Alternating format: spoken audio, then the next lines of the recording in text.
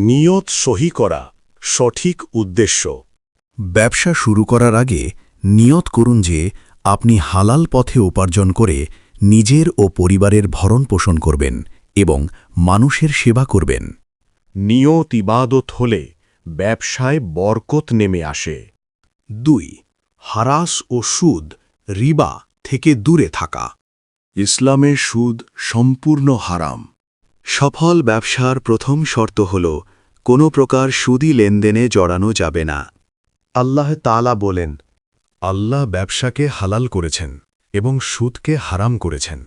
সূরা বাকারা 275। তৃতীয়, সততা ও স্বচ্ছতা, অনেস্টি। পণ্যের কোনো ত্রুটি থাকলে তা ক্রেতাকে স্পষ্ট করে বলে দিন।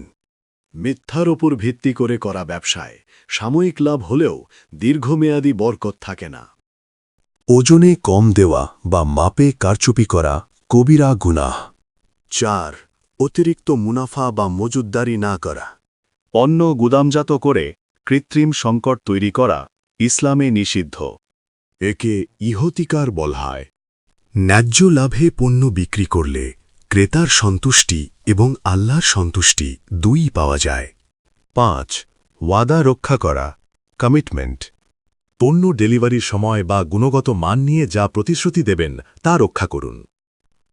একজন মুমিন ব্যবসায়ীর অন্যতম গুণ হল তার কথা ও কাজের মিল থাকা। 6.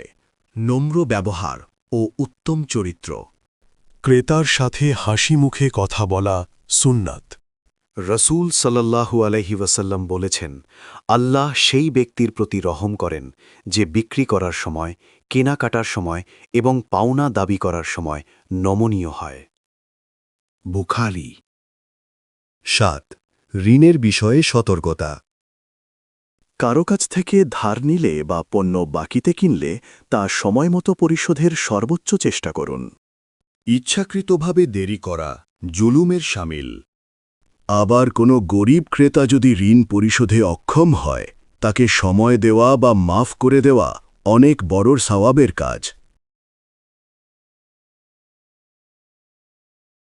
ব্যবসার নিসাব পরিমাণ সম্পদ হলে বছর শেষে 2.5% হারে জাকাত আদায় করুন। এছাড়া নিয়মিত সদকা বা দান করলে ব্যবসার আপদ বিপদ দূর হয় এবং সম্পদে বরকত বাড়ে। 9. আল্লাহর উপর তাওয়াক্কুল, ভরসা। পরিশ্রম করার পর ফলাফলের জন্য আল্লাহর উপর ভরসা করুন। ব্যবসায় লাভ ক্ষতি যাই হোক, সর্বদা আলহামদুলিল্লাহ বলার মানসিকতা রাখুন। মনে রাখবেন, রিজিকের মালিক আল্লাহ। 10.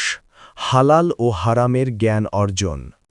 ব্যবসা শুরু করার আগে কোন কাজগুলো হালাল আর কোনগুলো হারাম সে বিষয়ে ন্যূনতম জ্ঞান থাকা জরুরি। প্রয়োজনে অভিজ্ঞ আলেমদের পরামর্শ নিন।